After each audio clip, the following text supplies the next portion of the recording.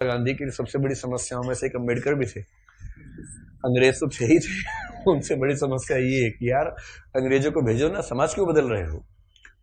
और अम्बेडकर साफ साफ कह रहे थे कि अगर मुझे अपने हित और देश के हित में चुनना हो तो देश का हित नंबर 1 पे है, पर यदि मुझे दलितों के हित और देश के हित में चुनना हो तो मैं दलितों के हित को प्राथमिकता पे रखूंगा।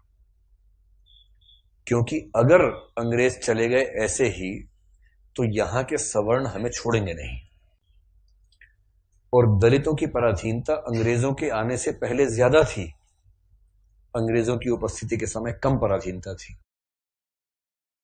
आपको गुस्सा तो आता होगा अम्बेडकर पे कई बार, क्या ये कैसा आदमी था, है ना, लेकिन आप तर्क सुनेंगे तो दंग रह जाएंगे, तर्क अच्छे हैं। और मजे की बात है कि भारत की संविधान सभा में अम्बेडकर जितनी पढ़ाई पूरी संविधान सभा में एक भी मेंबर ने नहीं कर रखी थी। केवल एक BN राव थे जो एडवाइजर थे, उनके पास ठीक ठाक पढ़ाई थी, उन्हें छोड़ दें, बाकी सब मिट्टी के मतलब पेंदे टाइप के थे, प्यादे थे उनके सामने। पढ़ाई लिखाई का जो लेवल अम्बेडकर साहब का है वो किसी का नहीं है। तो कुछ लोग मैंने देखा कि सवर्ण मानसिकता के कुछ लोग अम्बेडकर को देशद्रोही घोषित करना चाहते हैं इन्हीं कथनों से कि दलित प्रश्न और देश के प्रश्न में दलितों को प्राथमिकता दूंगा तो बुरा मान जाते हैं। और उन्हीं से आप पूछो कि अगर हिंदू का प्रश्न हो और देश का प्रश्न हो, किसी प्राथमिकता दोगे तो हिंदू,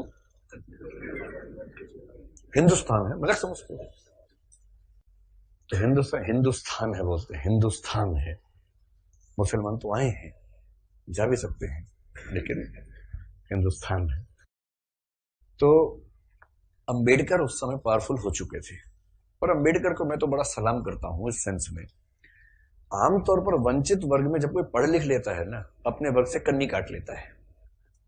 रिजर्वेशन का सबसे बड़ा दुख ये है, रिजर्वेशन का सुख ये है कि वंचित वर्गों के लोग आने लगे हैं सत्ता में, और जैसे ही एक गांव से एक बच्चा, दलित बच्चा IAS बनता है ना, पूरा गांव IAS बन जाता है।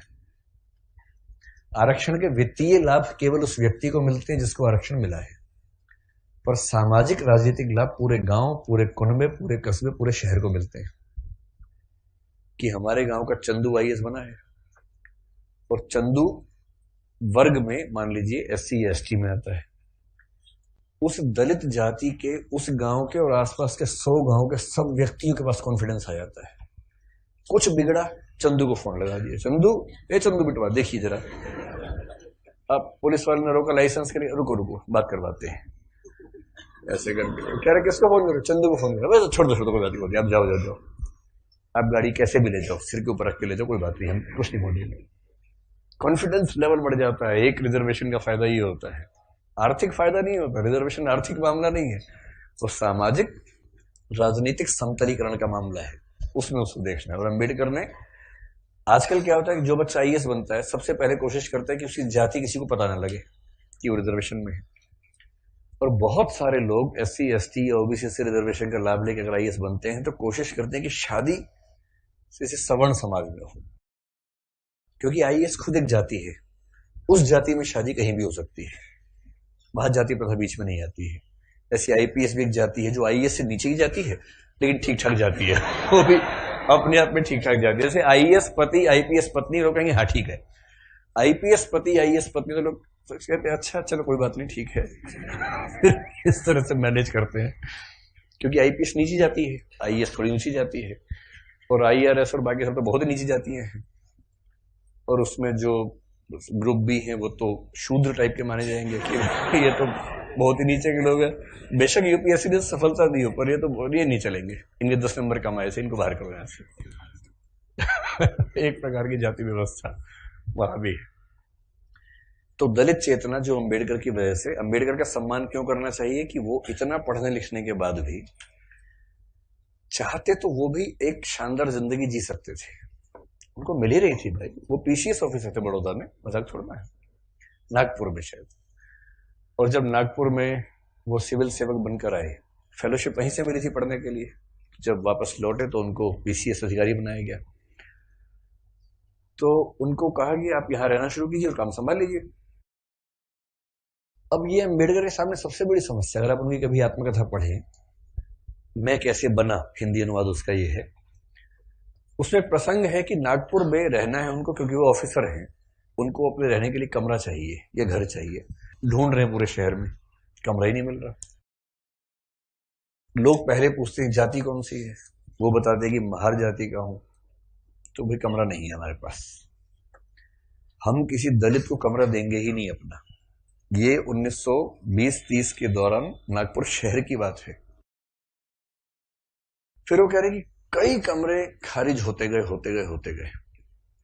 एक और घर में गए, एक कोई दूसरा ऑफिसर था, वो दिखा रहा था, दोस्त के रूप में हेल्प कर रहा था, तो वहां मालिक ने पूछा ही नहीं कौन सी जाति के हो, इन्होंने बताया भी नहीं, ढिंडोरा क्यों पिटेंगे, उससे पूछा नहीं, इन्होंने बताया नहीं, कमरा मिल गया, रहने लग गए। और फिर वो देखते हैं कि एक दिन अचानक सुबह उठा तो बहुत शोर मचा हुआ था, मुझे लगा पता नहीं क्या हो गया, खिड़की से नीचे देखा तो हजारों की भीड़ हाथ में डंडे भाले हथियार लेके खड़ी हुई थी। उनको पता लग गया था कि एक दलित आदमी इस घर में रहता है और वो भीड़ मेरा कत्ल करने के लिए आई थी।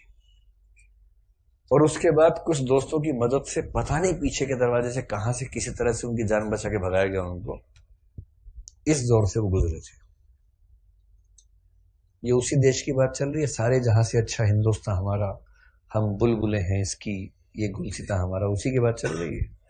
किसी और देश, पाकिस्तान की बात नहीं चल रही है, उसमें पाकिस्तान था ही नहीं, पाकिस्तान पेट में था उस समय अभी हुआ नहीं था, मतलब होने वाला था, अभी नहीं हुआ था। तो उस देश की बात है। और जब वो स्कूल में पढ़ते थे तो स्कूल में पढ़ते इसलिए थे कि उनके पिता सरकारी नौकरी में थे, तो थोड़ा सा ठीक स्थितियां थी उनकी, इसलिए स्कूल में एडमिशन मिल गया। पूरे स्कूल में एक दलित बच्चा था बस, BR अम्बेडकर, बस, बाकी सब सवर्ण बच्चे थे।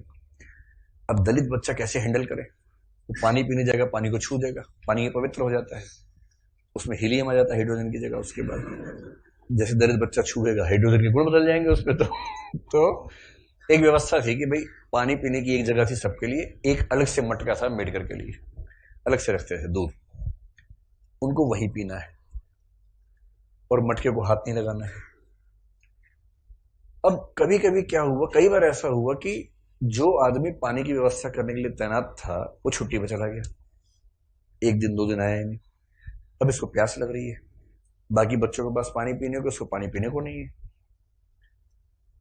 कई ऐसे दिन गुजारे स्कूल में जब उनको पीने को पानी मिलता ही नहीं था। चेतना ऐसे बनती है, ये सब झेलने के बाद बनती है। इससे जब आप हरिजन गाथा कविता पढ़ेंगे तब समझ में आएगा कि वो किस दौर से, किस स्थिति से गुजर के वो विचार बनते हैं। और अभी एक अदम गौंडवी की कविता है, वो भी हरिजन के गांव जैसा कुछ नाम है, उसको भी पढ़ेंगे, हम जिक्र करेंगे आगे चलकर, तब समझ में आएगा। ये सब मैं इसलिए कह रहा हूं कि इतिहास के नेताओं को सीधे खारिज करना बहुत आसान होता है। जब आप उनकी स्थितियों को समझेंगे, उनके विचार कैसे बने समझेंगे, तब उनका महत्व समझ में आता है। अंबेडकर का बड़प्पन यह है कि बहुत अच्छी स्थितियों में जाने के बाद, इंग्लैंड में, अमेरिका में पढ़ने के बाद, वहां भी टॉप करने के बाद, वो चाहते तो वहीं किसी विश्वविद्यालय में प्रोफेसर बन सकते थे और धूमधाम से जिंदगी गुजार सकते थे, पर उन्होंने चुना संघर्ष का रास्ता। लौट के आए, संघर्ष किया और अपने साथ साथ अपने पूरे समुदाय की मुक्ति का रास्ता चुना। और जितने सफल हुए उतना सफल होना एक जिंदगी में आसान भी नहीं होता, जितने वो सफल हुए उन्होंने काफी कुछ कर भी दिया।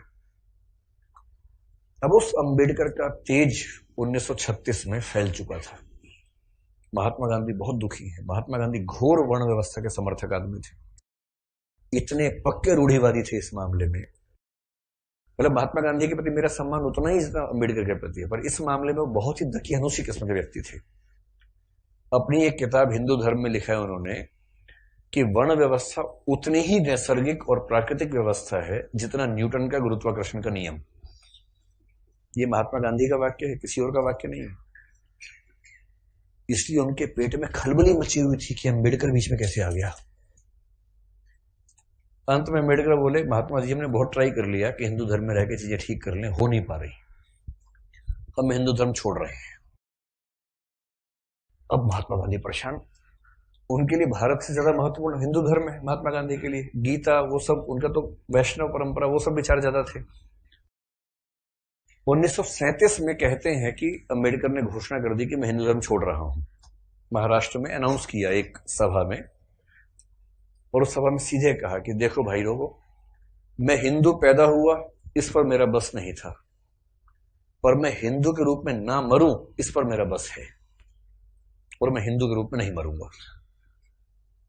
उस समय खलबली मची कि वो हिंदू धर्म छोड़ रहे हैं, शायद सिख धर्म अपनाने की बात उस समय थी उनके दिमाग में। और महात्मा गांधी ने बहुत समझाया कि देखो अम्बेडकर, नहीं ना, ऐसे नहीं करते। महात्मा जी का मार्ग एकदम अलग है। अम्बेडकर कह रहे हैं कि अगर मैं इस घर में पैदा हो गया तो मैं क्यों जिंदगी भर सफाई का काम करूं। महात्मा गांधी कह रहे हैं नहीं, गहराई में सोचो, इस घर में पैदा क्यों हुए, ये सोचो। ये उसका डिजाइन है, उसने जानबूझ के पैदा किया क्योंकि तुम्हारे अंदर सफाई के ही गुण हैं। अम्बेडकर कह रहे